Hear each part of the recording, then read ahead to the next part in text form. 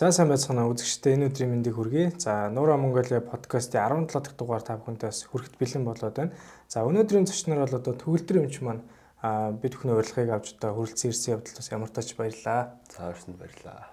За бид хоёрын хувьд бол өнөөдөр эм болон за одоо нойрны асуудлын талаар бас одоо нийт одоо үзэж байгаа үзэгчд маань энэ талын асуудал их байдаг учраас бас ярилцъя гэж бодлоо. Тэгэхээр манайхан бас одоо нэг эмийн одоо энэ замбраагүй хэрэглээ их болчиход байна шүү дээ. Тэгэхээр эмийн одоо энэ буруу хэрэглээ одоо бид нар чи өөрсдөө яаж та ямар нэгэн эмийг дур мэдэж хэрэглэж гин. За өмнө нь одоо тэр дуусаагүй эмийг хүртэл одоо нөгөө эмчилгээгээ дуусгаагүй дараа нь ингээ үргэлжлүүл шинж тэмдэг нь үргэлжлэхээр хэрэглэдэг ч юм уу иймэрхүү алдаа их гардаг штэ. Тэгэхээр эмийн буруу хэрэглэнээс үүдээд ямар хор оршихуд бас гарч болох вэ гэдэг талаар ярилцъя. За ер нь нөгөө эмийн буруу хэрэглээ гэхээр одоо амар олон салбар байгаа. Амар олон салбарт одоо эмнэлгийн амар олон салбарт олон төрлийн эмнүүд хэрэглэгдэж байгаа. Тэгээ нөгөө нэг зарим нэг эмнүүдийг бол одоо эмч нэг эмч бүх эмний хэрэглээг нь мэднэ гэж байхгүй.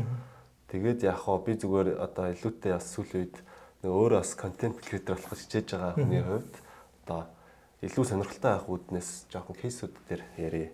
Одоо бод амьдрал дээр тохиолддог юмнуудыг ярил гэсэн бодолтой ирсэн. Тэгээд одоо жишээлх юм бол би саяхан бүр одоо нэг 2-3 сарын өмнө нэг кейс уншсан байхгүй. Тэгээд тэр нь юу байсан гэхээр нэг 12 настай хүүхэд тэг ингээд нөгөө нэг биеийн өвдөд ахлаар нь парацетамол угаадсан юм байна л да. Тэгээд нөгөө парацетамол ч болохоор Монголд бол 500 мг-тай зарагддаг шүү дээ. Тэгээд гадагшаа болохоор 1000 мг-тай тэгээд өндөр тунтаагаар байдаг. Тэнгүүд тэр хүүхэд болохоор өдөрт 4 ширхгэл 1000 мг-тай парацетамол уусан байсан байхгүй. Тэгээд тэрнээсээ болоод илэгний цэрээс болцсон. Тэгээд илэг шилжүүлнээс болох хагалгаанд орсон тухай тийм кейс байсан. Тэгээд яг хаа парацетамол ч амар элбэг хэрэглэгддэг юм. Тэгээд одоо тэгээ хүн хүссэн болгоно авч болдог. Тэгээд тэрэнд чинь бас хоногийн тун гэдэг юм байгаа. Тэгээ нэг юм одоо Монголд олж одоо жишээл манай гэрт хүртэл байдаг юм гаднаас одоо гадаадаас дахиад авчирсан тийм 1000 мг-тай парацетамол байдаг байхгүй. Тэрийг эмийг яаж мэдхүү манай дүүнер мөнөр ингээд тунг нэвтрүүлээд одоо өдрийн 4 парацетамол гэдэг чинь амар дороод юу нэ өгсдөж штэ. Тэгээд нэг team case жишээлбэл уншсан. Тэгээд нэг иймэрхүү байдлаар одоо ярил илүү хүмүүст налтцтай байх болов гэж бодож ерөөхдөө ирсэн. Тэгэхээр одоо яг сая хэллээ шүү дээ тий. Одоо жишээл парацетамол юм бол одоо хүний илгэнд маш их нөлөөлж штэ. Парацетамол бол одоо хүмүүсийн одоо манайхан ч баг эмийн санчаас баг илүү эмээ мэддэг болсон байна шүү дээ. Тэгэхээр ямар их эмийн замраагүй хэрэглээ их байна вэ гэдэг чинь бол одоо тодорхой болсон байна. Тэгэхээр одоо нөгөө эмийг хүүхдүүд одоо ээж аавнараас бол эхэлж мэдээж яаж юм л тий. Буруу хэрэглээ үүсээд шүү дээ. Тэгэхээр яг энэ жишээлбэл парацетамол юм бол яг одоо илгэнд асуудал үүсэж байна. Тэгэхээр ялангуяа сүүлийн тус ажиллаад байгаа антибиотикийн зохисгүй одоо хэрэглээ маш их байгаад байгаа шүү. Одоо вирусын гаралтай юм уу, одоо нэм бактерийн гаралтайгаа ялахгүй шууд энэ одоо өмнөх өвчин дээр энэ надад нөлөөсөн гэдэг нөгөө юм айгу бариад авцсан. Тэр юм л авч ууя гэсэн нэг ойлголт яваад байдаг шүү дээ. Энэ тал дээр яг ямар ойлголт? Тий, антибиотикийн замбрааг хэрэглээ бол ер нь нэлээ их. Тэг яг бас тэ сүүлийн үед бас би нэг удаа юу аж утсан. Нөгөө би ингээд бас юу аацсах вэ? Яг ханаа төрчээд тэгээд эмийн саналаа ороод би ингээд ханаа төрчлээ. Тэгээд юу би өөр ингээд эмч хүн байхаа манад антибиотик хэрэгтэй байна. Нэг гойж утсан байхгүй. Тэгээд өгөөгүй. Тэгээд би яг сүүлийн үед бас антибиотикийн энэ зохисгүй хэрэглээг бас энэ эмийн санчнаар те одоо эмийн сангуудаас нэлээ юу яаж байгаа юм бэ? Ойлгож хэлсэн юм байна гэж бол ойлгосон. Тэг яг би дараа нь өөртөө жор ичээд тэгээд аваад арж байгаа ч авсан. Тэгэхээр яг бас тэр тал дээр ингээд юу байх шиг л байна. Агцтай л ах шиг гэж харж шít. Тэгээд яг эмийн бас буруу хэрэглээ гэдэг чинь нөгөө юу юм бэ лээ. Одоо бид нэр ингээд дор мэдэж эм уухаас гадна одоо эмийг буруу аргаар одоо уух. Одоо жишээлх юм бол бас ингээд анзаараад амар их тийм эмийг зажилж уудаг хүмүүс байдаг. Зажлаад залхидаг. Тэгээд одоо эмийнхаа заавар дээр л одоо зажилж залгаарай гэж бичээгүй л бол ерөөдөө зүгээр усаар даруулж л уух хэрэгтэй. Гэдэм үү. За эсвэл одоо энэ эмийг ууж авах хугацаанд тэдний хугацааны дараа ирж хяналтанд ороорой гэж яхад бас хяналтанд орохгүй тэр эмээ ингээд одоо жишээлх юм бол одоо яг манай практик дээр зүрхэн дээр бол одоо жишээлбэл нөгөө нэг тосгорын жиргэнэтэй хүмүүс байнга одоо цус шингэлэх юм уудаг байхгүй. Тэнгүүд тэрийгэ нөгөө ингээд энэ эмийг та насан туршдаа уух ёстой. Гэхдээ тэдний хугацааны дараа ирж шинжилгээ өгөөд тунгийн зохицуулга ингээд хийгдэх хэрэгтэй гэж хэлээ явуулдаг. Тэнгуү тэр хүмүүс энийг би насан туршдаа авах хэрэгтэй гэд ингээд ууж явсаар хагаад тэгээ шинжилгээгээ өгөхгүй за тэгж яагаад болыг гэсээр хагаад тэгээ тэр чинь нөгөө цусаалдах эрсдэл рүү орчдөг. Тэгээд жижигхэн гэмтэл авахд л ерөөхдөө одоо тим кейсүүд хүртэл байд юм л да. Одоо зодоо модоо хийж таараад эсвэл саксмос тоглож байгаа цохиулт мөхөс таараад тэгээд одоо цус шингэлэх юм ууддаг байсан учраас тэрнээсээ болоод цус алдсаар байгаа. Тэр нь тогтохгүй тэг нас орцсон тохиолдол тэр бас байдаг. Тэгэхээр зөвхөн одоо дор мэдж уухаас гадна одоо тэр хяналтын асуудал бас байна л гэж харсан. Харж байгаа тийм. Тэрийг манайхан бас тэгж ажиглаж байгаа юм л да тий. Яг го бид нар нөгөө эмийн ямар нэгэн байдлаар сүүлийн үед нэг ханиадны юм өвчин намдах юмыг бол одоо замбрааг үүжтэй тий. Өвчин намдах юм чи одоо сая одоо ялангуяа тэр илгийн нөлөөлөхөөс гадна бас хотоод нь маш их сөргөөр нөлөөлж байна. Тэгээ сүүлийн үед бас манай яг одоо харж байгаа хүмүүс одоо дагагч нараасаа ч юм ингээ харахаар яг ямар нэгэн асуудлыг одоо тэр сайн энэ сайн гэд яг ингээд маш олон асуудлуудыг хөндөж ирээд ярихаар яг төгсгөлд нэг тэрийг шинжилгээ өгөхгүйгээр ч юм ялангуяа сүүлийн үед витамины хэрэглэх байгаад байна л да тий. Шинжилгээ өгөхгүй тэрний давуу талуудыг нь олоо харсан. Тухайн хүнд одоо D ч юм уу C ч юм уу илүүдсэн байж болно шүү дээ. Тэгэхэд яг тэрийг одоо ямар тунгаар хэрэглэх вэ гэдгээ наад захын шинжилгээ өгөөд дараа нь одоо эмчээс үлгээ аваад ч юм ингээд явах зүйлүүд их байгаад байдаг. Тэгэхээр яг одоо төгөлдөр эмчийн хувьд хүмүүс одоо ингээд витамины хэрэглээтэй холбоотой ч юм уу зөвлөгөө ингээд авахаараа ер нь ямархуу хандлагаар их асууж байна. За яг хуу витаминуудыг бол яг би өөрөө ч гэсэн л хэрэгэлдэг. Тэгээд одоо жишээлбэл нөгөө нэг уншиж байхад бол D витамин бол бас илүүдэх эрсдэл нь бол ер нь маш бага втэй юм лээ. Тэгэхээр одоо тийм аюулгүй витаминууд бол байгаа. Гэхдээ одоо бас ингээ заавал шинжилүүлж явах хэрэгтэй витаминууд гэж бас байна. Тэгээд одоо жишээлбэл илүүд одоо биднийг их сургуульд болцаадаг ус тэр витамин илүүдвэл тийм өвчин болно гэд. Тэгээд ерөнхийдөө бол заавал шинжилүүлэх нь бол зөв. Цөөхөн хідэн витамин дээр бол яг хуу тогтмол уугаад яваад ич болно. Зарим ихэнхийг нь бол заавал шинжилүүлж авах хэрэгтэй. Тэгээд ерөнхийдөө бол нөгөө хоол тэжээлэр бол витаминуудыг хангалттай хэмжээр авч болно гэж ерөнхийдөө үзээд байгаа. Тийм учраас бас заавал ингээ витамин л бас орох гээд байх ч шаарддаг. Ер нь бол байхгүй юм билээ. Заавал одоо яг хоолоогоо эзэгцүүлээс орчвол. Тэгээд бас нөгөө юу яддаг хүмүүсс байд юм лээ. Нөгөө өлөн дээрх айгүй витамин явдаг хүмүүсс байдаг юм лээ. Жишээлх юм бол С витаминыг бол өлөн дээр бол уучлахгүй содоод айгүй юутай шүү дээ. Гих мэтчлийн юмнуудыг бас заавал мэдчих шаардлагатай юм гэж бодож байна. С витамин ч өөрөө нэг өвчлөлтэй витамин учраас хотоодыг жижиг хавилдаг гэж үзэж байгаа тийм. Яг хоо яг маш цөөн тохиолдолд хүчил байхгүй С витамин бас орж ирсэн байлээ тийм. Яг тиймэрхүү одоо зааврын маш харах ёстой л ахaltaа тийм. Тэгээ бид нар нөгөө эмийг бол одоо зохицуулж хэрэглэх юм бол энэ бол эмчлээд байна. Манайхны хувьд бол яг энэ жоохон замбраага алдсан тал руугаа илүү байх шиг бол би аль хараад байгаа. Яг таны хувьд яг яаж харж байна? Тий, ер нь бол бас замбраага алдсан. Тий, одоо тэгэл ер нь бол ингээд эмчнэр чинь хүнд эм бичгтээ бас аюу олон юм хардаг шүү дээ. Авсарсан өвчин юу байна? Энэ юмыг ууж болохгүй юм юу байна? За тэгээ дээрэс нь тэр хүний өөрийнх нь одоо тогтмол ууж байгаа юм юу байна? Тэрнтэй миний өгөх гэж байгаа юм хоорондоо харьцах уу гэдэг ч юм уу тийм юмнуудыг амар хардаг. Тэгэнгүүт нөгөө нэг энгийн хүмүүс ч болохоор тэрийг харахгүй. За энэ ингээд одоо хамгийн наацхан жишээ бол одоо ходоодны шархтай бол түрүүний хэлдэг өвчин намдах юмдаг уучлахгүй. Тэгээ ходоодны шархтай байх юм бол жишээлбэл цус шингэлэх юмнуудыг бас уучлахгүй ч гэдэг юм уу. Тэгээ тиймэрхүү одоо зөвхөн хамгийн энгийн жишээнүүд бол тиймэрхүү юм байгаа. Тэрийг айгүй бодолцохгүй шууд дор мэдэж авдаг. Тийм бол айгүй их өндөр байдаг л гэж боддог гэсэн. Одоо яг ахад нэг асуулт нэг гэвэл юу байна л да. Одоо хүмүүс бас юм байгаад байдаг. Одоо ингээд өвчтөнтэй ингээд уулзаач юм үзлэг хийхээр нийтлэг нэг юм алдаа байна. Одоо жишээлбэл ялангуяа настай хүмүүс төр их гардаг байх л та бас төгөлдөр эмч өвдөс тийм их ажиглаж байгаа бах. Яг ингээд айгүйх юм бичүүлэх гэдэг тий. Им бичүүлэх гэдэг. Тэгэхээр аль болох бид нар чинь им баг бичээд аль болох нөө эрүүл амьдралын хэм маягаар нь тий зөв байхын зүйлээр нь эрт илрүүлэгт орох ингээд зөв ингээд хянуулаа явах талаас нь зөвлөгөө өгөхөөр энэ муу юм чинь байна. Маш их юм бичиж өгөөд байхаар энэ сайн юм чинь байна гэд ингээд яваад идэг штэ. Энэ тал дээр яг ямар байдал ажиллагддаг. Тий, ер нь бол тийм штэ. Нэг хоёр юм биччихвэл ер нь баг тэр хүн таахгүй штэ. Ер нь ингээд одоо хоёрхан юм бичлээ гэд тэгээд ер нь ингээд жоохон нэмж юм бичүүлэх сонирхол харагдаад байна. Тэгээд бас нөгөө хэвтэ имжлүүлж байгаа хүмүүс ч гэсэн те заавал ингээд нэг тусал байх хэрэгтэй юм шиг. Тэгээд одоо одоо заавал надад одоо ингээд тусал байхгүй байна гэдэг уурлаад. Тэгээд шаардлагагүй юмн дээр одоо заавал туслаарч та яах юм. Тэгэл ер нь бол одоо намайг оюутан байхад л авт юм байсан. Одоо ингээд нэг эмчийг дагалдаж хахад тэр хүнийг одоо энэ хүн тусалгүй байна гэж уурлнаа гэд баг тусал баг бичиж өгдөг. Бас одоо сүүлийн үед тэр л гайг болцсон. Харагдаж байгаа. Тэгээд гих мэтчил манайхан тийм эмийн хэрэглээнд өөрсдөө аим сонирхолтой юм байлээ л дээ. Энэ дээр бол би бас яг өөрийн байр суурьн дээр бол ингэж үзтээ. Яг одоо ялангуяа одоо хаврын цагт ч юм уу тийм хүмүүс айгүйх тусал хэлэх гэдэг чтэй.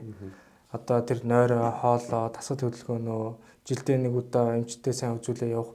Энэ зүйлүүдэд орхисон зүгээр нэг тусал хэлгээд эм уугаар, нэг витамин уугаар.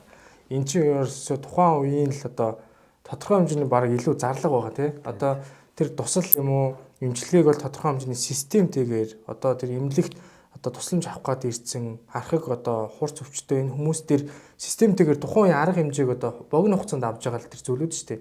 Тэрийг манайхан зөв зүгээр эрүүл үжиж нэг тусал бичээд өгчих ямар туслах уу гэл одоо надаас аявих одоо ямар тусал одоо хийх үү ч юм уу те. Тэгэхээр яг одоо төгөлдөр хэмжээч гэсэн ойр тойрны хамаатан садна найз нөхдөд нь бас яг л нийтлэг асуултыг асууж байгаа хэ те. Тийм ер нь тийм. Тэгэл одоо ойрд ингээд юу байгаад байна гэл одоо жишээл унд чадахгүй байна. Эсвэл ажлын ачаал их байна. Ядаргаа тайлдаг юм шиг байна. Тэгэл одоо унтгал хэрэгтэй байхгүй одоо жишээл одоо ажлын ачаал их байгаад одоо шүн 6 цаг унтж байгаа бол одоо тэрийгэ заавал ихсгэж гол юм нь бол тэр унтах нь байхад заавал нэг тусал тариал бол орчих гээд байдаг сонирхолтой ер нь. За тэгэхээр яг хоёлаасаа одоо нойрны тухаас хүмүүсээс ойлголт өгөө тий. Яг болоо ялангуяа энэ хаврын цагт улир солигдох үед хүн бодисын солилцооны маш их өөрчлөлтөнд орж ийн. Тэр одоо хүүтэн температураас дулаан температур руу орохоор тодорхой хэмжээний авих тийм ядрал бодисын солилцоо угаасаа маш их эрчимтэй ажиллах шаардлага бий болж штэ. Тэгэхээр нойргууд гэдэг зүйл бол баг миний бодлоор л улир солигдоход хамгийн их хүмүүсийн ярьдаг сэдв болчиход байна. Тэгэхээр нойргууд л үүсгэж байгаа яг ямар шалтгаанууд байгаад байна энэ талаар бас мэдээлэл. Нойргууд л төрж байгаа гэхдээ нэлээ маш олон шалтгаан байгаа байхгүй. Тэгээ нэг хов хүн болгон дээр өөр та жишээлх юм бол аюу бороо хвшилтэй хүмүүс байна. Орой жоо хоолоо жоо оройтулж иддэг ч байд юм уу. Эсвэл кофего одоо оройтулж уудаг ч байд юм уу. Тэгээд одоо эсвэл нөгөө нэг юу вэ? Одоо нэг юм зөв одоо тэр унтах орчин жишээлбэл аюу чухал. Унтах орчныг юм зөв бүрдүүлээгүйгээс ч юм уу. Тийм шалтгаанаар хүмүүс унтахгүй байна. Эсвэл оройд уцаа орлдог ч байд юм уу. Тэгээд одоо гих мэтчлэн хүн болгон дээр өөр өөр л шалтгаан л байна гэж би хараад байна. Тэгээд ерөөхдөө нойрны талаар бол хүмүүс аюу их асууж ирдэг. Тэгээд Instagram энтрээр ч гэсэн аюу бичдэг. Тэгээд нойроо яах вэ? Тэгээд найз нөхдөд ч гэсэн аюу асуудаг. Би бол энийг бүр амар тийм юу болцсон гэж ойлгосон. Одоо ганц уйлдрал солигдоход биш ингээд ерөөхдөө ингээд аюу нийтлэг тийм асуудал болцсон л байна гэж хараад байгаа. Тэгээд би өөрөө ч гэсэн үе үедээ нойргодолд орно. Тэгээ манай яг мэрэгжлийн салбарын чиг нөө ажлын ачаал тэгээд одоо жижиг тонохоос эхлээл нойргодолд орох тохиол их өндөр шүү дээ тий. Тэгэхээр яг энэ нойргодлыг одоо шалтгаалж байгаа бас одоо олон төрлийн өвчлүүд байгаа шүү дээ. Тэгэхээр нойргодлын шалтгаан бол одоо мэдээж маш их амьдралын маягтай холбоотой, дэлгэцний хэрэглээтэй холбоотой, одоо кофетэй, кафентэй холбоотой шүү дээ тий. Тэгэхээр яг энэ нойргодлтой холбоотой үүсэж байгаа ямар өвчлүүд юу байж болох вэ? Нойргодолтой холбоотой л да зүрх судасны өвчтнүүд, тархалттай бацны хэлцээний эмгэгүүд. За тэгээд сэтгэл зүй болон сэтгцийн талын те эмгэгүүд гих мэт ерөөхдөө тиймэрхүү эмгэгүүд харагдаж байна. Төвний миний дурддаг гэж угаасаа нөгөө харагдаж ч яах угаасаа тэгээд судалсан байгаа. Тэгээд ер нь бол нөгөө нэг 7-9 цаг унтах хэрэгтэй энэ төр гэж ярьж байна. Тэгээд нөгөө бас ийм байгаа да. 7-9 цаг унтахдаа тэр хүн яг энэ зөв 7-9 цаг унтах хэрэгтэй юм байлээ л дээ. Тэгээд гүн нойрыг авч чадж байна уу? Тэгээд яг ингээд унтахын өмнөх бэлтгэл чи одоо жишээл амар чухал юм бэл. Одоо би бас нэг хэсэг амар нойргоцсон байхгүй. Тэгээд яг юу болохгүй байна гэж шүн заавал сэрдэг. Тэгээд өглөө бүр ингээд хитэн цагт ч унтсан нэг 5 маа гэж сэрчдэг. Тэгээд энэ талаар бас нэлээ судлах гэж үзсэн. Тэгээд ер нь бол нөгөө аюу тийм зөв орчинг бүрдүүлээд одоо жишээлх юм бол нүдний хаалт зөв хэрэгтэй юм байлээ. Тэгээд болж өгвөл чихний бөглөөс хэрэглэх хэрэгтэй юм байлээ. Тэгээд өрөөний температур амар чухал 18-аас 22 градус байдаг байхгүй. Тэгээд тэнд бол илүү хүн сайн амарч чадна. За тэгээд бас нэг юм нөгөө хүчил төрөгчийн одоо солилцоо сайтай авах хэрэгтэй. Тэгэнгүүт хүчил төрөгч авах гингүүд зарим хүмүүс чинь нөгөө хамар битүүрдэг хүмүүс байдаг шүү дээ. Тийм хүмүүс жишээлбэл нойронд муу байх гэдэг ч юм уу. Нэг тиймэрхүү бас юм шалтгаануудыг одоо сайн мэдчихэл авах хэрэгтэй юм байл л дээ. Тэдгээрээс тэг өөртөө тохируулаад аль нь надад байхгүй байх болохгүй гэдгээл хараал ерөөхдөө явах хэрэгтэй юм байлээ. За яг одоо нойрог гутлаас шалтгаалсан өвчлөл дундаасаас зүрх судасны өвчлөл бас байна гэж та ярьлаа тий. Тэгэхээр зүрх судасны өвчлөл нойрог гутлаас үүсээд хэрвээ одоо бий болчих юм бол энийг одоо тодорхой хэмжээний илрүүлэг тал руу авч үзье л да тий. Яаж онцлох уу? За энэ талаасаа ер нь зөвлөгөө өгье. Яг одоо ер нь бол тэгээд нөгөө нэг эмгэг нь эхэлж онцлогдож байгаа гэсэн үг шүү дээ. Тэгээд одоо ерөөхдөө нөгөө нойрлуун чиглэсэн нойр ерөөхдөө хэр байна энэ гэл ер нь баг амны уншлага болтлоо асуудаг. Тэгээд нойр гуталтай байх юм бол нойрлуун чиглүүлсэн гэ зөвлөгөөнүүдийг өгдөг. За тэгээд одоо жишээлх юм бол хим алддаг хүн бол одоо нойр маш сайн байж ижил одоо хим алдалт багасна гэдэг ч юм уу. За эсвэл одоо хим алдаад байгаагаасаа болоод унтж чадахгүй байна уу гэдэг ч юм уу. Тэнгүүт одоо хим алдагдлыг нь эхэлж засах хэрэгтэй болдог ч гэдэг юм уу. Нэг тиймэрхүү байдлаар өвчтнөө буюу үйлчлүүлэгчээ ихаа одоо онцлогт тохируулж яадаг. Одоо зүрхнээс шалтгаалаад нойрог гудал нүсээд нөө нойроглоос шалтгаалаад зүрхний асуудал үүсээд байна гэдгийг олох нь шүү дээ техник хэлж байна. Тэгээ ганц зүрхч гэлтгүү одоо жишээлбэл босод эмгэгүүд ч гэсэндээ жоохон зовиртой эмгэгүүд бол жишээл бүгдээрээ бас нойрог гудал төрөхний шалтгаан гэж үздэг байгаа юм. Одоо жишээлбэл нороо өвддөг хүмүүс тэгээ шөнө нороо нүвдээс ирчдэг ч байдаг юм уу тий гэх мэтчлээ. Архыг одоо хууч өвчний шалтгаантайгаар нойрог гудал үүсч болох нь шүү дээ тий. Тэр ерөнхийдөө бол хараад хат нойрог гудлын шалтгаан ер нь маш их өндөр баг шүү. Ер нь бол хүн бүтэн сайн нойрог авч иж тухайн хүн маш сайхан маргаашийн ирч хүчтэй амарсан байдал байх хэрэгтэй шүү дээ тий. Ер нь яг сая төгөлдөр юм чинь бас хэлдгээр нөгөө нэг 7-8 цаг унтаад байгаа хэрнээ нэг ядраад байгаа юм шиг сэрээд идэг шүү дээ. Тэр болохоор нөгөө нэг одоо чанартай нойрол мэдээж авч чадахгүй бол байна гэсэн үг шүү дээ тий. Тий одоо жишээлбэл бас нэг юм нөгөө юу хүмүүс их байдаг шүү дээ. Алкогол ууж унтдаг хүмүүс энэ гэл. Одоо жишээлбэл одоо бидний залуучууд тийм шүү дээ. Нэг одоо пив уугаад энэ нойрны юм болно гэж яриад байдаг шүү дээ. Энэ талаараа мэдээлэл хоёул өргөд. Тий тэр бол одоо үнэхээр ингээд сайн унтдаг юм уу гэвэл одоо тэр хүн унтаад байгаа шиг байна. Гэтэ ингээд бүх зөвлөмж одоо статистик тэр юунуудыг харахад бол одоо зөвлөгөө судалгаануудыг харахад бол алкогол хязгаарч нойронд жишээлбэл нойрны чанарыг муутгадаг гэдэг байгаа байхгүй. Тэгээд одоо шөнө хэр одоо цаган дээр хүртэл байдаг шүү дээ. Шөнө одоо хідэн цагт нь гүн нойр авч ийн тэргээл нөгөө сүүлийн смарт цагнууд төр чи гарч ирдэг болсон. Тэр мөрөн дээр жишээлх юм бол одоо алкогол уугаад тэр юугаа хэмжих юм бол бас яаж гарч байгааг бол мэдэхгүй байна. Одоо ер нь бол муудцсан л гарах болоо гэж бодоод байгаа байхгүй. Тэг яг унтахын үед унтж байгаа. Гэхдээ стол өглөө яг ямарсан юм шиг бол унт сэрхгүй л байх. Тэр нөгөө чанартай бат бүх унтах хэвээр тэр гүн нойрыг бол авч чадахгүй байх гэсэн үг шүү дээ. Хүн харахад бол сайхан урхирал унтаад идэг. Маргааш өглөө нь ажил дээр ахаал нөгөө ядарсан л хүн үрж харагдах нь шүү дээ. Тэгэхээр ерөөхдөө алкогол бол хүний нойрыг сайхан хүргэдэг юм болохт биш юм байна гэдэг ойлголт авч тий. Тэгээд бас кофений хэрэглээ бас байгаад байгаа. Кофе чинь одоо юу гэдэг байгаа байхгүй одоо Америкийн хүнс эмийн холбоо гэж байдаг. Тэндээс гаргаснаар бол хагас задралын хугацаа 4-6 цаг гэдэг байна. Тэнгүүд нөгөө нэг кофег заавал нэлээд тийм эртлээ уухгүй бол жоохон оройд болоод уучгаар одоо хагас задралын хугацаа гэхэлэр одоо 4-6 цагийн дараа гэхэд кофе ууснаас хойш 4-6 цагийн дараа гэхэд миний уусан кофений тал нь байхгүй болцсон тал нь одоо үргэлжлүүлээд тэр одоо кафеин нүүлжлээд явж гинэ гэсэн үг. Тэгэхээр орой 4 цагт уучлаа гэхэд ер нь бол арай 10 цаг гэхэд бол унтахад бол бас хэцүү байна гэсэн үг. Кофений нөлөө байж л байгаа нь тий. Ер нь л тий. Тэгэхээр кофений хэрэглээ бас нэлээд өндөр болсон талбартай бас нойргодлууд байж магадгүй л бодоод байгаа. Яг би бас кофетэй холбоотой ингээд нойргодлолтой холбоотой зөвлөгөө өгөхөр хүмүүс тэгээд идэх байхгүй. Би одоо ингээд орой 9 цагт унтахдаа кофе уугаад унтаад идэг. Би яах ч гүн яриад идэх байхгүй. Яг сая төгөлдөр эмчийн сая хэлдгээр энэ бол мэдээж судалгаатай байгаа шүү дээ. Тэгэхээр хагас задралын хугацаанд 4-6 цаг байхад тэр хүн яг нөгөө нэг бараг л миний яг одоо ойлгох гадаагаар нөгөө нэг алкогол хэрэглэх хүн сайхан унтаад байна гэдэг шиг те. Яг тухайн хүн кофеинд бол гүн донтцсон байна гэсэн. Тэгээ энэ дээр бас нэмээд хэлэхэд кофеин болон кофеиныг бол одоо бид нар кофеноос авчиж जैन За бас зарим одоо газтай ундаачсан бас кофеныг бас агуулж идэг. За дээрээс нь никотины агуулмж бас өндөр одоо тэр нойр гүйдэлд оруулдаг гэж бас судалгаа байдаг.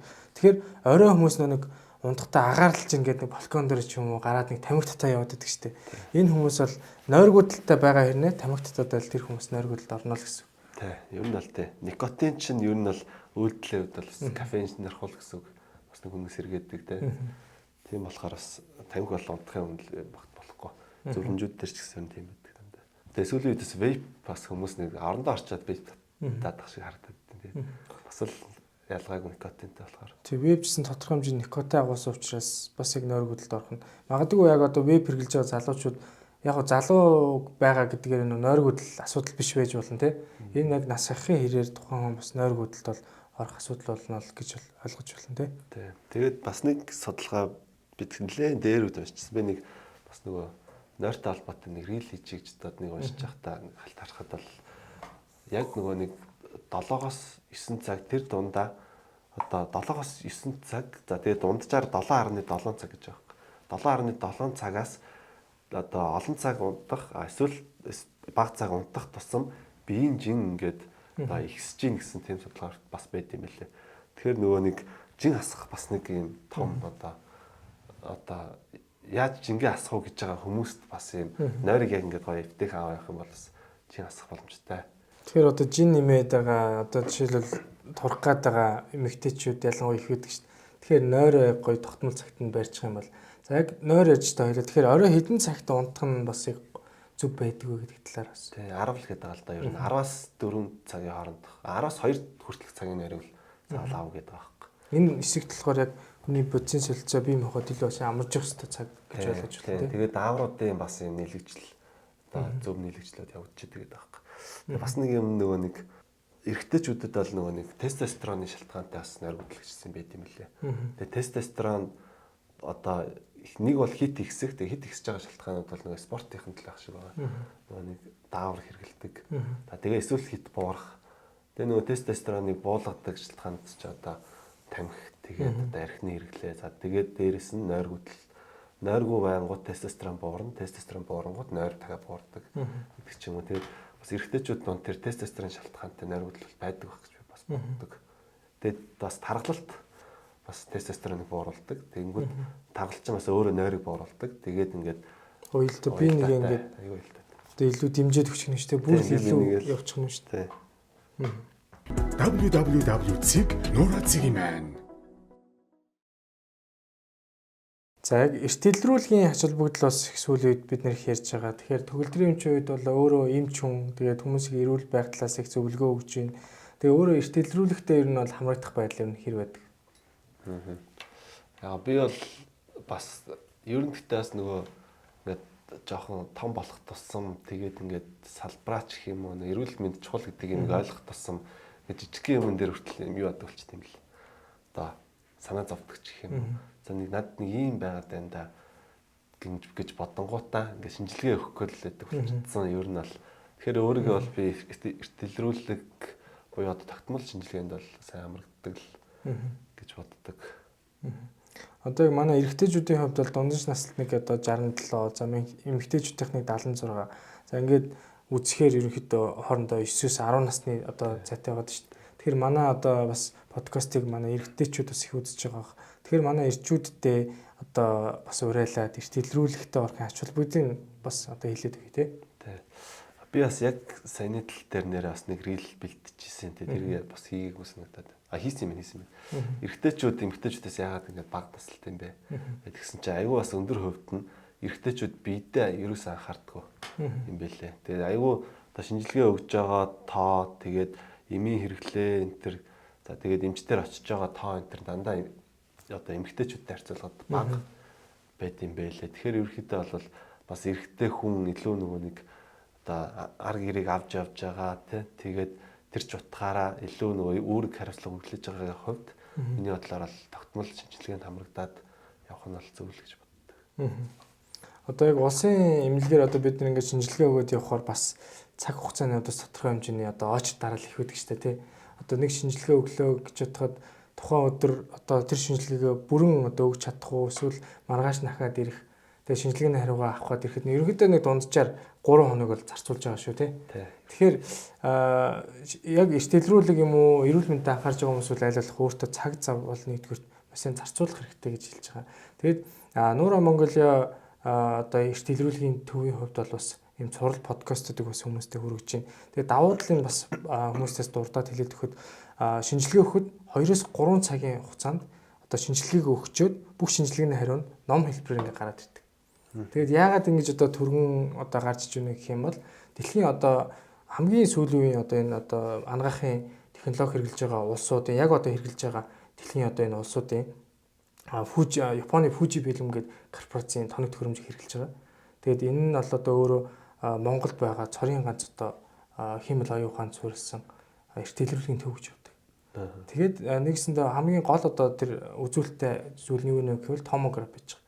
Энэ нь болохоор одоо энгийн бидний одоо мэдгээр эмнэлэгт байгаа томографыг бодвол 97% бууруулсан цацрагын тунг ашиглаж байгаа. Тэгэхээр тухайн хүн одоо орж байгаа хүн болгон томографийн одоо тэр өндөр наривчлалтай одоо дүр сонжлогооны шинжилгээнд бол орж ин гэсэн. Тэгэхээр ялангуяа энд орж байгаа хүмүүс бол өөрт ямар нэгэн одоо хавдрын одоо асуудал байна уу те өөрчлөлт байна уу гэдгийг бол одоо мэдэх бүрэн боломжтой. Тэгэд энэ 14 секундэд ингээд одоо дүр сонжлогоогоор гаргаад ирдэг. Тэгээ 32 үзүүлэлтийг одоо нийт гаргаж байгаа. Тэгээ ном болоод CD болоод флаш болоод ингээд 3 одоо байдлаар тухайн хүнд хүчдэг. Тэгээ тэр ном нь болохоор хамгийн гол нь одоо бидний одоо хүмүүстээ өгж байгаа шинжилгээ дийлийнх нь дандаа одоо англиар бичсэн байж байгаа тий. За ерөнхийдөө бол монгол хэлээр бичсэн хуур гэдэг. Нура Монголиагийн хувьд бол яг монголоор бүх дүгнэлтийг бичсэн. Тэгээ ABCD гээд одоо яг үнэлгээр өгсөн. Хамгийн их яваад байгаа хүн бол маш эрүүл мэндэд анхаардаг хүн байна. Баахан одоо CD авсан байх юм бол тэр хүн дараа жил нөгөө үнэлгийг илүү ахиулах нэг юм одоо зорилт тавьдаг ч юм уу те. Ийм одоо давуу талууд бол байж байгаа. Тэр бас юу таалагдлаа сайн нөгөө CD баг цэцэрхтэй гэдэг чинь те. Одоо жишээлбэл нөгөө нэг одоо жирэмсэн хүмүүс чинь жишээлх юм бол нөгөө амь насны залттай л биш бол CD-г бол хэлэхгүй байхыг юм зөвлөдөг. Тэнгүүд за амь насны залттай байлаа гэж бодоход арай баг цэцэрхтайгаар нь гэдэг сонголт хийх болох. 97% одоо тунг бууруулсан гэхэр чинь одоо орж байгаа хүн болгон яг тэр одоо үйлчлэгэнд орж ийн гэхээр л миний хувьд бол бас орсон. Тэгээд өөрийгөө яг хүн ингээд нэг үзүүлэхээр сэтгэлээ нэг бүр хана гэж яддаг шүү дээ. Яг тийм байдлаар бүр нэг хандсан юм лээ. Тэгээд яг дараа жил би яг энэ одоо үнэлгээнүүдэд улам ахиулна да гэд өөрөө эмч ч гэсэн ингээд харахад тодорхой хэмжээний алдсан юм байж л байгаа байхгүй. Одоо харахад гаднаасаа жингийн илүүдэл байхгүй юм шиг ирнэ. Дотор өгөлт нарийн гарсан ч юм уу те. Тэгэхээр над тасал хөдөлгөөн илүү хэрэгтэй юм байна. За одоо нүүрс усны хэрэглээгээ бас арай бууруулах хэрэгтэй юм юм. Яг ингээд хүмүүс зөвлөгөө өгдөг хэрнээ бас өөр дээрээ тодорхой хэмжээний асуудлуудаа ингээд мэдэрч байгаа л та. www.nura.cg-man. За ингээд Нура подкастын 17 дахь дугаараас энэ хүрээд бас өндөрлөж байна. Тэгээд төгөлдөр эмчтээс Нура Монголиатэй бас гарын бэлэг өгч байна. За баярлаа. Тэгээд бидний урилгыг бас хүлээж аваа те. Одоо үзэж байгаа хүмүүстээ бас одоо үнэтэй зөвлөгөө өгсөнд баярлаа. Тэгээд яг одоо хүмүүстэй уриалаад хоёулаас яриагаад дуусах те. За ерөнхийдөө бол нөгөө нэг эртэлрүүлэгт орох юм бол одоо төрний хэлдгээр нөгөө нэг хитэн жилдээ гоё ингээ санаа амар явдаг. Тэгээд ер нь бол бас би ч гэсэн бодохдоо одоо ингээд надад ингээд яг гоё ингээ боломж нь бүрдээд одоо цаг заавд таарах юм бол ер нь нэг эртэлрүүлэгт орё даа гэж ер нь боддог байсан. Тэгээд одоо бол ингээд нэг тийм их хугацаа шаардлага болчихлоо шүү дээ. Зарцуулах шаардлага болчихлоо. Тийм учраас нэг одоо нэг хэдхэн цагийг зарцуулаад гоё өөртөө одоо цаашдаа сэтгэл санаанд амар за дээрэд өөртөө бас эрүүл мэндтэй гоё хөрөнгө оруулаад эртэлрүүлэгт ороорой гэж суурилж байна. За тэгээд бас төгсгөлд нь бас үзэгчтэй болон төгөлдөр эмчтээс мэдээлэл хүрэхэд Нура Монголиа төв одоо өргөтгөж 2 дахь салбараа Мега Нура гэдэг төсөл 8 сарын 1-нд бол одоо нээлттэй хийнэ. За тэгээд яг одоо Нура Монголиа төв маань анхдагч төв маань одоо жилдээ нэг 20 мянган хүний одоо нэгсэндээ хүчин чадалтай ажиллаж байсан бол за Мега Нура төслийн хувьд бол жилдээ 40 мянган хүний буюу одоо даблдж байгаа юм одоо хүчин чадалтай одоо үүсгэн байгуулагдаж байна. Тэгээд одоо эхний төв дээр хүмүүс ингээ очрлоод ч юм уу тийм магадгүй одоо очр дараал үүсээд байгаа бол Мега Нура төслийн хувьд бол 6 сарын 15-наас эхлээд одоо хайртай дотны хүмүүстэй ч юм уу төрүүлээд цагаа захиалах бүрэн боломж нэгдэж байгаа. Тэгэхээр яг хайртай дотны хүмүүсээ үнэхээр их энэ одоо шинжилгээнд хамруулж яа тий. Одоо үнэхээр хайрлаж байгаа гол зүйл чинь хайртай гэж хэлэхээс илүүтэйгээр шинжилгээнд хамруулад яг тэр зөв дадал хөвшлийн ингээд хөвшүүлээд гэр бүлийнхаа ойр дотны бүх хүмүүсээ ингэж одоо зөв хайрлаж байгаа зүйл бол эрт илрүүлэх гэж бол миний хувьд бол хэлж байгаа. Тэгэхээр нийт үзэж байгаа үзэгчд маань ч гэсэн энэ мэдээллийг авч ивэл одоо 8 сарын 1-нд одоо үүсгэн байгуулагдаж байгаа Мега Нура 2 дахь одоо төсөлт бол 6 сарын 15-наас эхлээд бас цагаа бүртгүүлээд явах боломж бүрдэж байгаа шүү. За тэгээ бид бүхний урилгыг хүлээж аваад хүрэлцэн ирсэн явдал баярлаа. За баярлаа. Хайртай хүмүүсийн төлөө хариуцлагатай байж эрт илрүүлийн шинжилгээнд хамрагдцгаая. Эрүүл жаргалтай амьдралын үндэс урьдчилан сэргийлэх үзлэг.